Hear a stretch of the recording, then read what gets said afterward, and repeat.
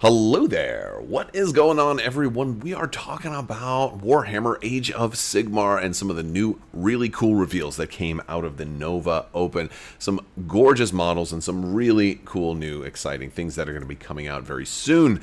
If you guys are new here to the channel and you like miniatures games, tabletop games, I do talk a lot of science fiction games as well. A lot of my Star Wars content you may have seen before.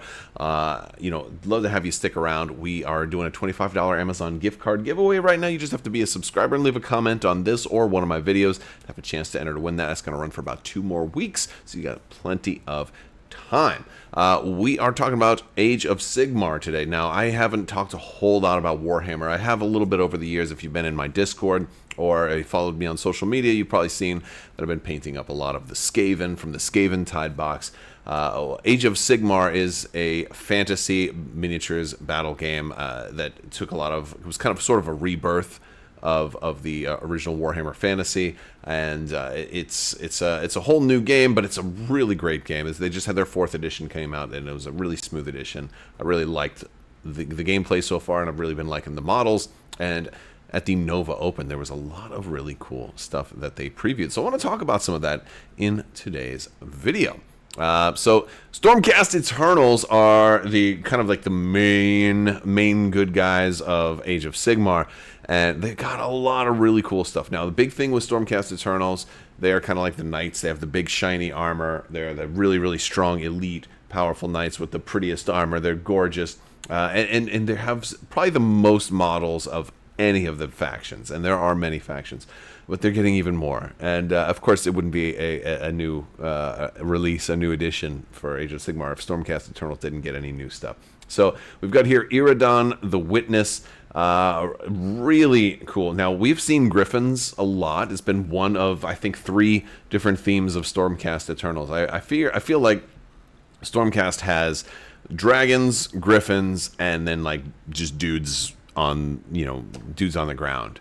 But griffins haven't had this big of a griffin before. This guy is massive. They're calling him a Moragriff, which is like a monster griffin.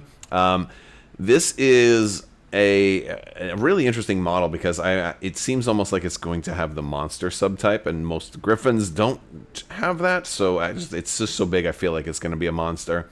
It looks incredible, and the paint job they have on this, all the black feathers with like every single one of them has that very faint like white gray sort of outline. Incredible paint job on this one. It's gorgeous. Now, this is going to be a multi-part kit, and so you will be able to build Iradan the Witness, or you can build a generic version, which we're going to showcase here just in a moment. It's a great paint job on this one. The generic version is just going to be Lord Vigilant on Moragriff. And I actually kind of like this one better, even though I like the paint job on the other one. This one I like the pose better. I like the spear. I like the guy holding it, because if you go up to this guy, he's all covered up. You can barely even see him. He looks like he's hiding. Looks like a teenager who's kind of got that doesn't want to get out of bed sort of look. So I feel like it might be cooler to build out this one and just to run him either way. But yeah, really nice looking model, and that's gonna be a fun kit for sure. Now, especially if you're into griffins, and there's more griffins on the horizon as well. There's these guys just look really cool. And again, there are lots of different helmet options if you want to go like the humanoid, the actual human head, or if you want to go with the helmeted option. Or if you're going to do with like the griffin with the head covering or not, there's definitely a lot they can do there. The Lord Celestant is getting a re-release, or maybe I guess a separate release. The Lord Celestant is a very important character for Stormcast, that allows people who kind of drop in to be able to drop in a little bit closer. That's one of the things Stormcasts can do, is they can deploy in the heavens and sort of take the field, join the battlefield. They can deploy mid-game much closer to enemies or behind enemy lines, and the Lord Celestant makes them get even closer than they normally would be able to. Now, this, I believe, is just a repackaging of the same model that was in the Dominion box, but I don't think he ever had a standalone release, so that's cool. Lord Relictor, who's like the main, like a main priest, is getting a resculpt and redesign. It's still mostly the same model as the old Lord Relictor. I have an old school Lord Relictor, but they did put this guy riding the latest dragon, so it's nice to get like it's the same. They've done a little bit of new details. Kind of got a new breastplate, a new head option. Ionis Cryptborn, he was riding Ionis Cryptborn, so now you have a version of him kind of on the ground. Now this isn't a names guy, this is a generic guy, but still pretty cool. Lord Terminos from the Skaven Tide pack is getting a standalone release, and has a whole new sculpt.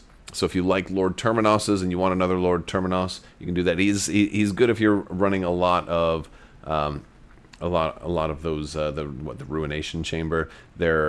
He can let somebody attack after him, so you can kind of get 2 melee attacks, 2 activations, kind of back to back when the combat phase, which is pretty cool. Although I think that's a once per game ability.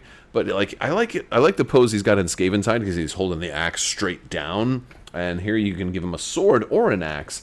It's unclear if he's gonna have different weapon profiles for the sword or axe, because sometimes they just say it's a weapon, or sometimes they'll be like, oh, you because they've done this before, like with Dominion, with the Annihilators that came in the core box were cool, but then they came out with Annihilators that could be built with the Meteoric Great Hammers, and they were like much harder hitting. They're doing that with Reclusians as well. Reclusians is a really strong kind of elite unit of only 3, and then they have their 2 little guys behind them, but they're just kind of tokens. They're just buff tokens. It does look like this guy. This guy right here is I'm circling around. He looks like he's got no head. He's probably just got a very narrow head, but the way that the angle of that photograph makes it look like they've chopped his head off in a fit of rage. Well, those are basically just tokens that give them a little extra resistance to magical effects or non-core abilities. And it looks like you'll be able to build the Reclusians with like these Grand Maces, which is really cool. Again, this looks like it's going to be a different kind of unit, though, if you're building, because like these guys have shields and axes, and these guys have no shields and a 2-handed mace. So I kind of feel like they're getting the Annihilator treatment here. I won't be surprised if this pack has a different weapon profile for these guys, and maybe a harder hitting. Because while I do like the Reclusians, and I like their ability to shrug off spell effects, it's not that great, because it's only once per battle. It's one of those once armies, so if you have like 2 units of Reclusians, only 1 can do it. If you have multiple Ruination Chamber guys, only 1 person can do it. So yeah, so I think they could probably stand to benefit from maybe like a weapon profile with a higher damage, maybe a lower save or something like that. It's a possibility. But anyway, I do think they look pretty cool. I like having different weapon options for people. That's fun.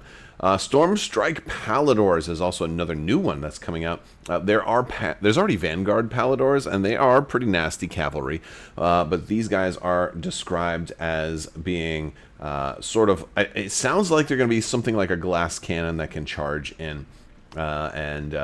This line right here that says, neither ranging scouts nor preemptive shock cavalry, the Stormstrike Paladors are instead held in reserve until 1 killing strike can turn the tide of battle. To me, that sounds a little bit like a glass cannon, like they can get in there and do their thing. Like they probably don't have a whole lot of defense, you don't want to put them too far too quickly, because they could probably die real quick. But they can go in there and get the job done. Looks like they're also going to have a spear option, and I imagine it looks like there's 3 in this unit. I imagine you may want to consider doubling up or doing the reinforcement on this unit, because they do have the banner and also a musician option as well. I wouldn't be surprised if the musician's like a 1 in 6 or something like that. And then we're getting faction terrain for Stormcast Eternals, which is kind of cool. I never really used to use faction terrain, but since playing Skaven, I realized that it's kind of essential for certain factions, and so this is an interesting piece of faction terrain that it's described as kind of being a portal, and I imagine it's going to be a way to get reinforcements in, and maybe even a way to teleport you guys around the battlefield. But it's a pretty big piece of terrain. It looks to be pretty big. So depending on when the rules come out for that, it'll be interesting if that is going to get picked up. And then of course, the new tone. Now, they just came out. This is the funny thing about G2. The cards aren't necessary to play, because you can always just everything's online. You can get the book. The rules will be in there. But a lot of times I like to get the cards. But just got a card pack, and we'll have to probably get a new card pack once the new card pack comes out with all the new stuff in it. So at least it's something that they do, which is available. Now, if you guys are familiar with the Skaven side box, you know that basically the rats won. So there's also some new rat stuff. Vizek Scour, the Prophet of the Horned Rat, really really nice, like Vermin Lord kind of guy. Critic Foulblade, so some new named characters. Now, while this guy does look pretty cool, he's got these other little rats underneath him. A lot of people looked at this. This was actually previewed a couple of days ago. And he just looks really weird. Primarily this gap in the armor right here, or in the cloak. What is going on with that? And it's not the only one. There's another one a little higher up, like right there. Like, I don't know if it was just a prototype model that didn't quite fit together, but like I've seen, there's certain models that do have like gaps in the cloth. But like this just doesn't look like it's supposed to. It doesn't look like it's a designed gap in the cloth. I don't know if it's just maybe it's just a faulty prototype. But the funny thing is, whoever their painter, their commissioned painter was, or whoever painted this up, actually went ahead and like edge highlighted like the bits, which I guess that's what you do. I guess that's what you do. But yeah, that's so weird, because like even this guy, he's got cracks in his cloak, but at least those cracks seem like maybe they're a little more intentioned. I don't know. It's a weird thing. It's a weird thing. But this just looks weird. But then they're getting a lot of reprints also. The Master Molders. There's a lot of these guys that are like out of stock, so it'll be good for them to come back. Arch Warlock. These guys are just cool. The Warlock Galvanier. I didn't want to like rats. Acolyte Globadiers. They're like throwing little Boombas. They're like Globadier. Like those look cool. Those look really cool. They look like Gungans throwing the Boombas. You know what I mean? I like them. And Warp Spark Weapon Battery. This one looks cool. I like it. A Warp Grinder. That looks, it's going to probably tunnel. It's probably going to go underneath the ground or something, or maybe it deploys under the ground. They can already drop some guys underground, but then they have to come up at the tunnels, which are their faction terrain.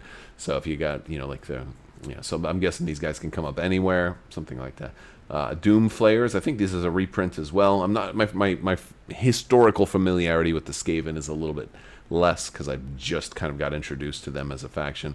But they're fun, and there's a lot of randomness in them as a faction. They're very chaotic, and it's very like, all right, you're going to roll 2d6, and that's how many attacks you're going to get.